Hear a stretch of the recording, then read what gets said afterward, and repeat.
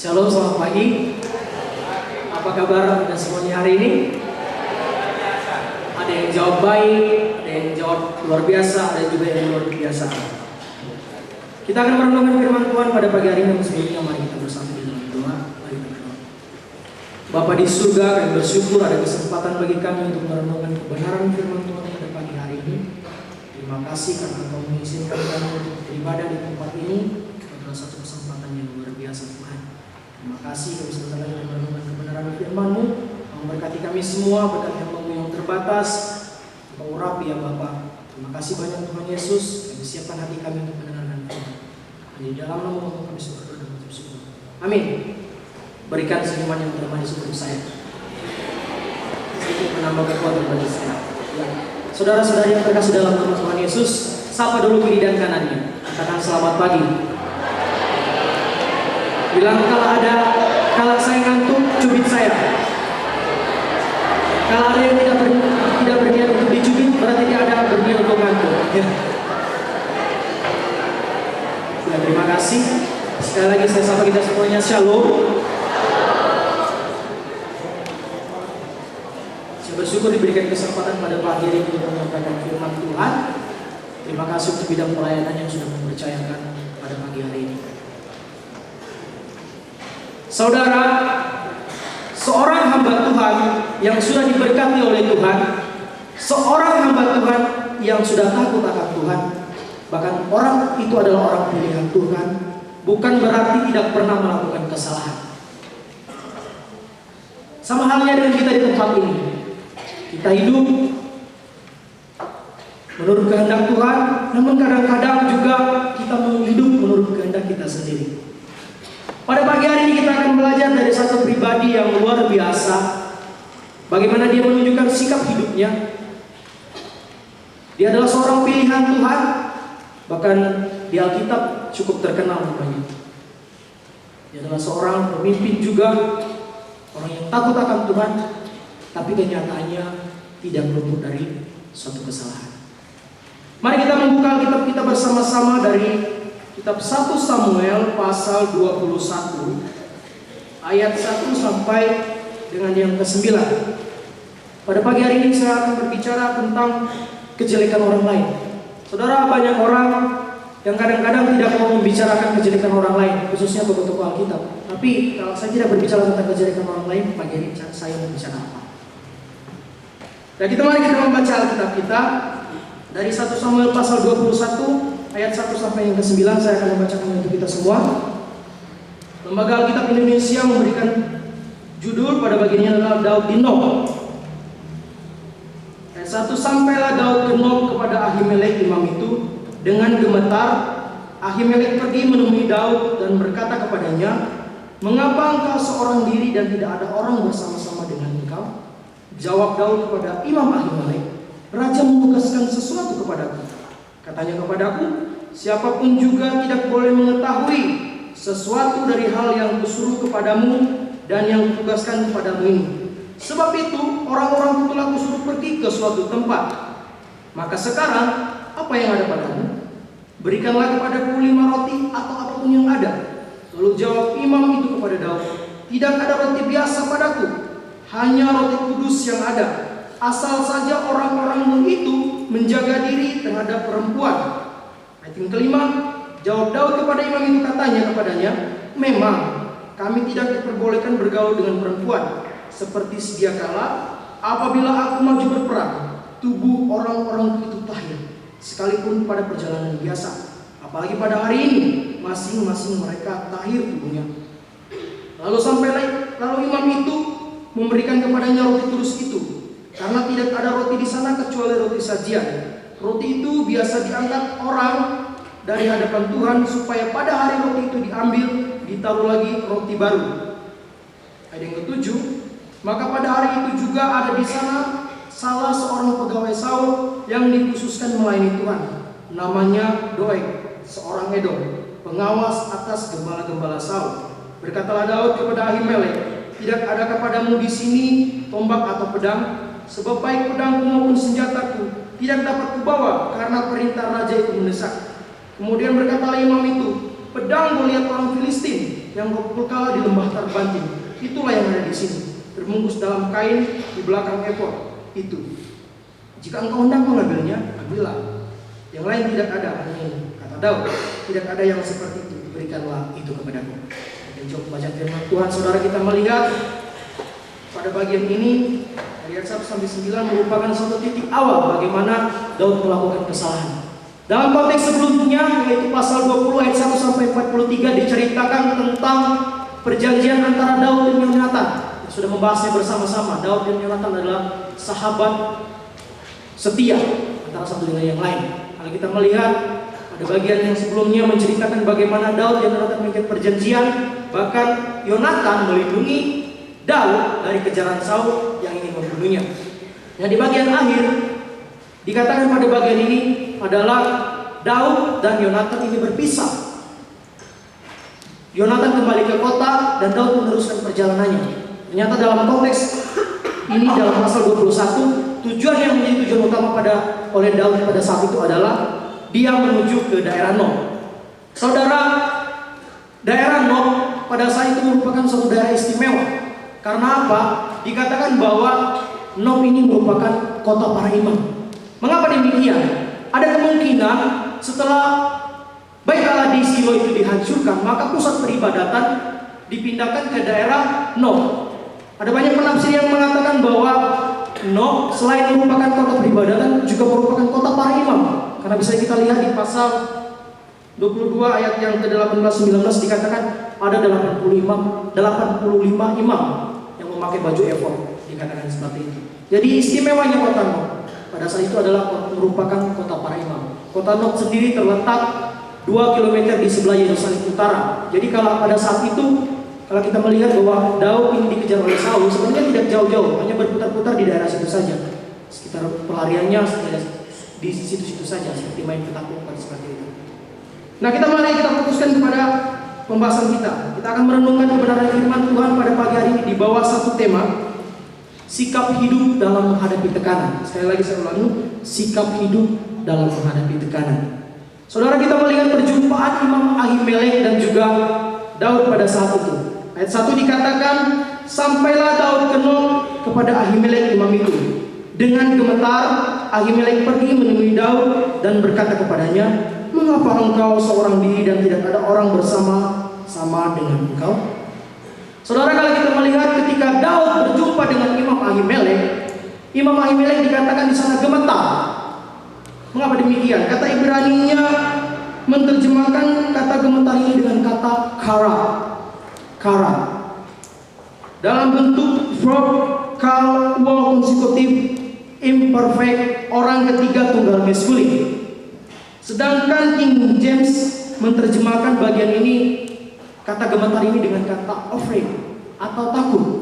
Dan juga New American Standard Bible dan juga New International Version menerjemahkan kata ini dengan kata trembling atau artinya menggigil atau gemetar dengan sangat. Jadi bisa kita bayangkan keadaan Imam Ahimelek ketika saat dia bertemu dengan Raja Daud, dengan Daud pada saat itu, dia mengalami ketakutan yang sangat sampai dia menggigil. Mengapa demikian? Saudara, ketakutan ini jelas beralasan. Ada dua hal yang saya temukan setelah saya membaca.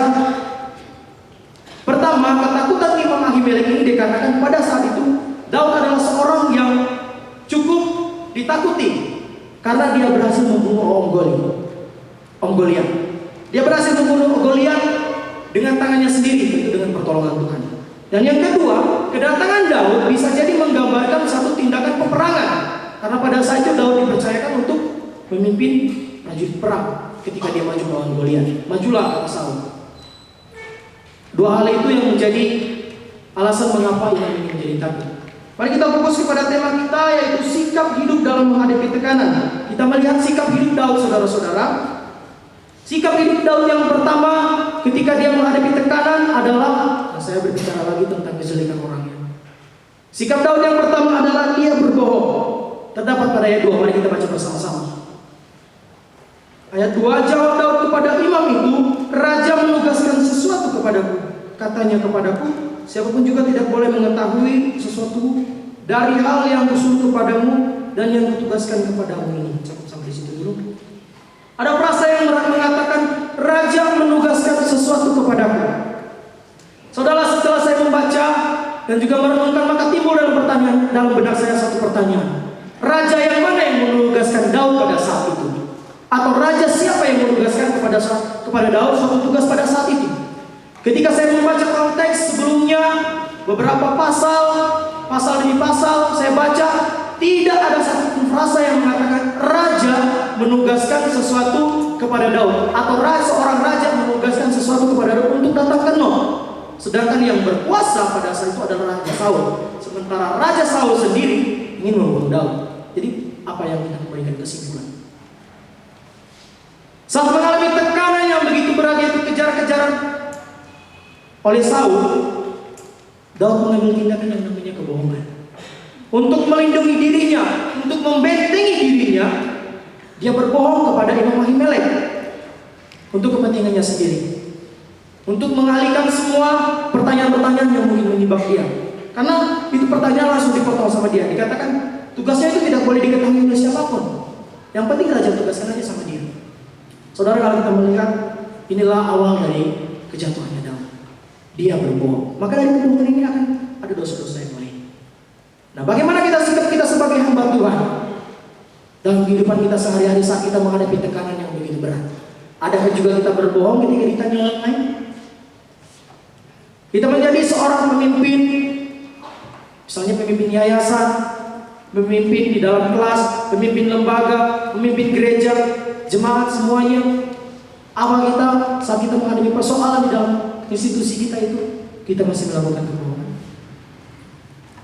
Saudara, timbul pertanyaan di dalam hati kita, apakah saya masih berbohong seperti Daud untuk menghindar dari tekanan? Hal itu yang dilakukan Daud, dia berbohong untuk melindungi dirinya sendiri. Hal itu yang dilakukan Daud, dia berbohong untuk membentengi dirinya dari berbagai macam pertanyaan dengan mengatakan raja. Orang kalau sudah berbicara tentang raja, nggak ada lagi yang boleh diprotes. Raja menugaskan sesuatu kepadamu. Maka pertanyaannya, raja yang mana dan tugas apa? Langsung Daud potong sendiri. Raja menugaskan sesuatu kepadaku dan tugas ini tidak boleh diketahui kecuali dirinya sendiri. Jadi saudara-saudara, saya menyimpulkan ada kebohongan pada saat itu ketika Daud menghadapi tantangan, ketika Daud menghadapi tekanan yang begitu berat dari kejaran Raja Saul, dia berbohong untuk melindungi dirinya sendiri. Maka sebagai hamba Tuhan, apa yang kita lakukan ketika kita menghadapi tekanan? Apa yang kita lakukan ketika kita dalam permasalahan hidup kita? Apa kita masih berbohong? Atau kita melakukan hal-hal yang lain? Saudara, kebohongan tidak dikehendaki oleh Tuhan. Tapi bagaimana kalau seandainya Daud pada saat itu jujur kepada Imam Ahimelek? Bisa saja dia dilindungi. Bahkan kebohongan Daud ini juga berakibat fatal. Kita bisa melihat pada pasal 22 ayat 18 dan juga 19, dikatakan bahwa ada banyak para imam, 85 imam dibantai oleh Raja Saul. Bahkan semua penduduk kota Nob dan juga ternak-ternaknya dibantai oleh Raja Saul akibat dari kebohongan Daud. Imam Ahimelek tidak mengetahui kalau pada saat itu Daud ini sedang ada dalam kejaran Raja Saul. Dia tidak tahu sama sekali. Tapi Imam Ahimelek dibunuh oleh Raja Saul karena kesalahannya Daud. Coba seandainya kalau Daud jujur, saya dalam kejaran, mungkin dia bisa membantu untuk menyelesaikannya. Itulah sikap yang pertama yang ditunjukkan oleh Daud, yaitu berbohong. Kita melihat sikap yang kedua yang ditunjukkan oleh Daud adalah ketika dia menghadapi tekanan, mengingini hak orang lain. Ayat 3 sampai dengan ayat yang ke-6. Saudara, berbicara tentang bagian ini menunjukkan bahwa ketika itu hal yang tidak sewajarnya dilakukan oleh Daud, yaitu meminta perbekalan. Apa itu? Yaitu makanan. Urusan kampung tengah. Nah, misalnya dia meminta kepada Imam Ahimelek. Misalnya siapa Pak namanya? Pak Augusto. Pak Augusto ini adalah Imam Ahimelek. Kemudian saya ini adalah Daud. Jadi saya bertanya kepada Pak Augusto, Imam, adakah roti bagimu? Dia bilang ada. Berikanlah itu padaku. Ya, Pak Imamnya membawa roti. Terima kasih Pak Imam. Ya, saudara-saudara, gambaran roti pada saat itu adalah roti kudus dan roti sajian yang dikhususkan untuk para imam. Tuhan Yesus mensejajarkan bagian ini dengan dalam Matius 12 mengenai para murid memetik gandum pada hari Sabat. Tuhan Yesus, orang Farisi murid-muridnya bisa mengambil gandum pada hari Sabat. Permasalahannya bukan terletak pada rotinya, bukan juga terletak pada gandumnya. Yesus mengatakan seperti itu, bahwa roti itu Tuhan Yesus bilang tidak boleh dimakan oleh daun, oleh siapapun juga kecuali para imam. Itu di dalam Matius 12 bisa kita lihat. Jadi roti itu memang sudah dikhususkan untuk para imam. Jadi ada teman-teman yang mau roti. Ya, jadi roti itu dikhususkan untuk para imam. Tidak boleh ada satupun yang mengambilnya kecuali imam. Dan ketika roti itu diambil, harus ada roti baru yang digantikan untuk menggantikan roti yang sudah diambil itu. Permasalahan yang terletak bukan, sekali lagi ketika Tuhan Yesus membagikan itu, bukan masalah rotinya atau bukan masalah gandumnya di sejajarnya, tetapi Tuhan Yesus membicarakan tentang permasalahan hak kepemilikan. Tuhan Yesus katakan, Anak manusia adalah Tuhan atas hari Sabat. Dia yang punya hari Sabat. Dan juga gandum-gandum itu semuanya diciptakan Tuhan. Saudara, kalau kita menarik lagi ke dalam Perjanjian Lama, roti itu sudah menjadi haknya para imam. Tidak boleh satupun orang yang memberikan saran. Apakah Daud tahu bahwa roti itu adalah roti khusus atau roti sajian yang disajikan untuk para imam? Jelas Daud tahu. Daud mengerti. Tetapi kenapa Daud masih mengingini itu, perbekalan itu?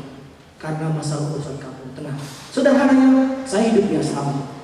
Seandainya saya udah dijatah makan ya, satu piring untuk saya satu orang, satu piring satu orang. Tapi tiba-tiba saya mengambil dua, ataupun mengambil seperti Gunung Panderman, gitu. Kayak Serambi Salomo, seperti itu. Itu sudah mengambil hak orang lain.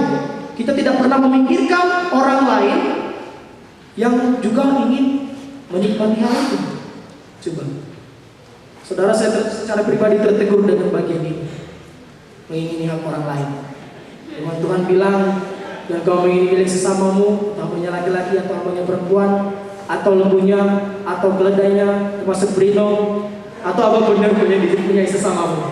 Saudara, kalau kita melihat bagian ini, ya, saya secara pribadi sedang tertegur menyampaikan firman Tuhan. Jadi masalah hak kepemilikan yang ditunjukkan pada bagian ini, roti itu sudah menjadi haknya para imam. Tidak boleh orang yang lain mengambilnya. Tetapi pada saat itu meminta pada imam. Karena imam ini menghormati Daud, mengasihi Daud. Dan Tuhan Yesus mengatakan di dalam Matius 12 itu, Matius 12 dikatakan pada bagian akhir itu, kasih. Yang Tuhan inginkan adalah mengasihi, bukan persembahan. Bukan berarti persembahan tidak penting. Saya tidak mengajukan untuk tidak memberikan persembahan, tapi Tuhan mengutamakan yang namanya kasih. Ini di dalam Matius 12. Jadi imam ini dengan polosnya memberikan kepada Daud. Padahal sudah jelas itu adalah merupakan haknya para imam yang sudah dikhususkan untuk mereka. Ketika itu Daud mengambil hak itu untuk urusan kampung tengahnya. Bagaimana dengan kita hamba Tuhan? Banyak hamba Tuhan yang menang di mimbar, tapi kalah di meja makan. Hanya mengurus untuk urusan yang namanya kampung tengah.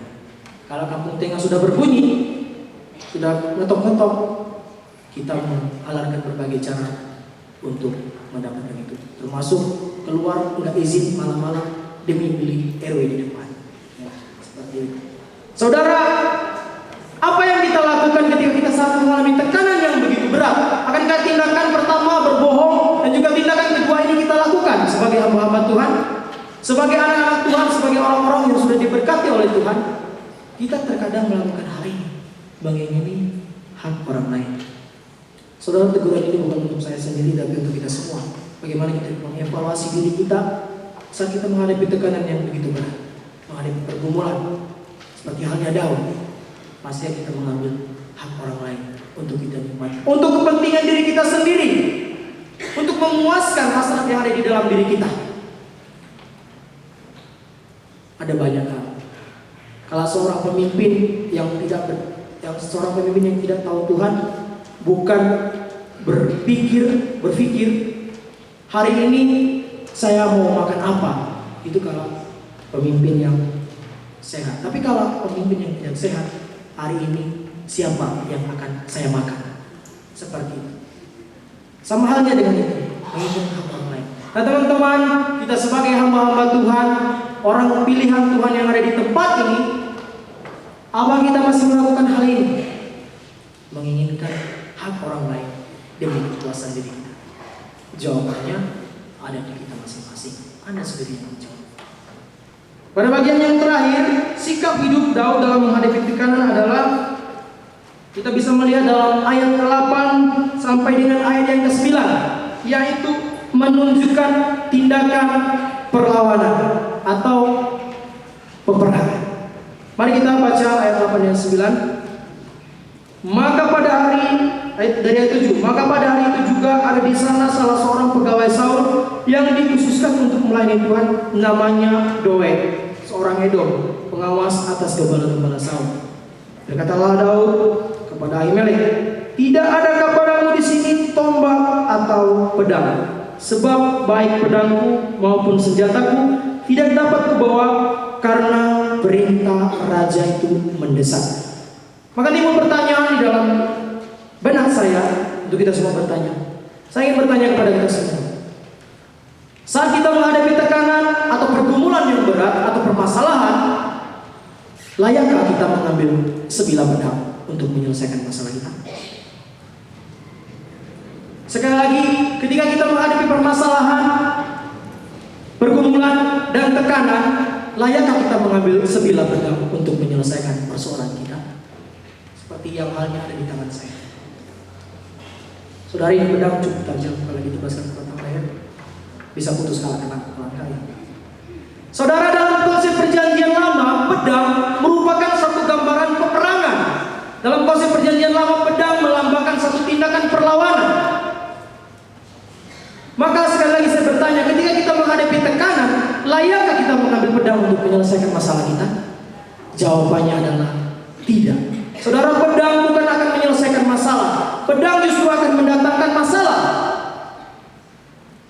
Maka oleh sebab itu sebagai hamba Tuhan, kita bertindak. Seharusnya Daud pada saat itu tidak meminta pedang, tapi meminta yang lain. Tapi kenyataannya dan menunjukkan satu sikap perlawanan. Ketika dia menghadapi tekanan yang begitu berat, ketika dia menghadapi pergumulan, dikejar-kejar oleh Saul, dia meminta pedang. Sekali lagi, pedang melambangkan satu bentuk perlawanan atau peperangan. Tapi masih tergantung dengan orang menggunakannya. Tapi dalam konteks ini, banyak penafsir mengatakan tindakan Daud pada saat itu ketika dia mengambil pedang menunjukkan satu tindakan perlawanan. Saudara, bagaimana dengan kita hamba Tuhan?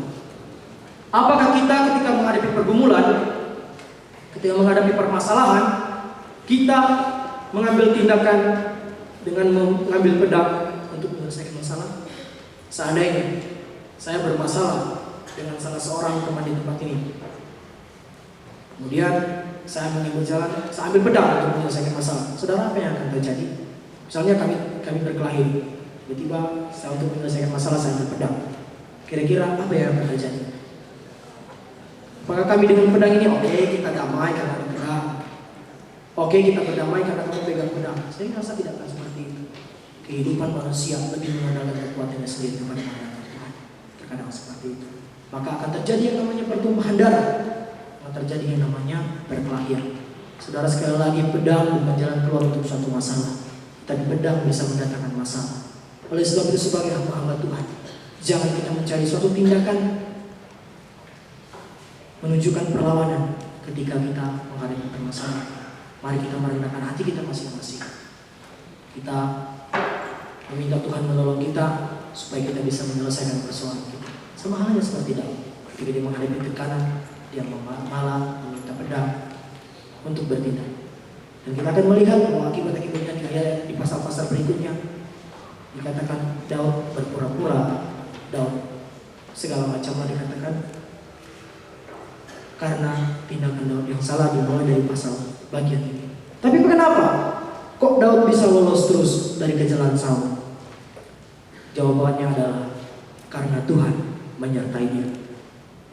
Daud tidak seperti orang-orang yang tidak mengenal Tuhan. Ketika dia berbuat salah, Daud punya kemauan untuk bangkit dan juga mengakui kesalahannya di hadapan Tuhan. Kalau kita melihat ada banyak kesalahan Daud, tapi dia berserah kepada Tuhan untuk menyelesaikan permasalahannya. Aplikasinya bagi kita, yang pertama adalah dari bagian ini. Jangan kita berbohong ketika kita dalam menghadapi tekanan untuk melindungi diri kita, untuk membentengi diri kita. Yang kedua adalah jangan kita mengambil hak orang lain demi kepuasan kita secara pribadi. Jangan kita mengambil hak orang lain demi mementingkan kepentingan kita sendiri. Dan yang terakhir adalah jangan kita menunjukkan sikap perlawanan ketika kita dalam tekanan, ketika kita dalam permasalahan, ketika kita dalam suatu tekanan yang begitu berat. Jangan kita mengambil pedang untuk menyelesaikan masalah kita. Ada banyak pedang-pedang di dunia ini, tawaran-tawaran dunia untuk menyelesaikan masalah. Termasuk hati-hati juga dengan lidah kita bisa menjadi pedang untuk diri kita sendiri.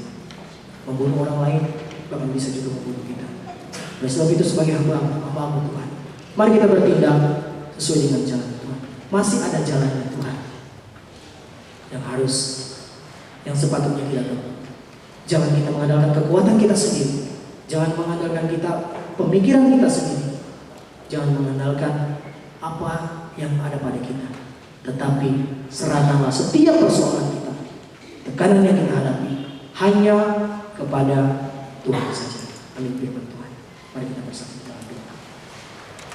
Terima kasih banyak Tuhan Yesus untuk firman pada pagi hari ini yang menguatkan kami, yang kembali mengingatkan kami untuk merubah diri kami masing-masing. Tuhan, tolong kami ya Bapa, supaya kami dapat melakukan firman Tuhan yang terlebih hamba-Mu.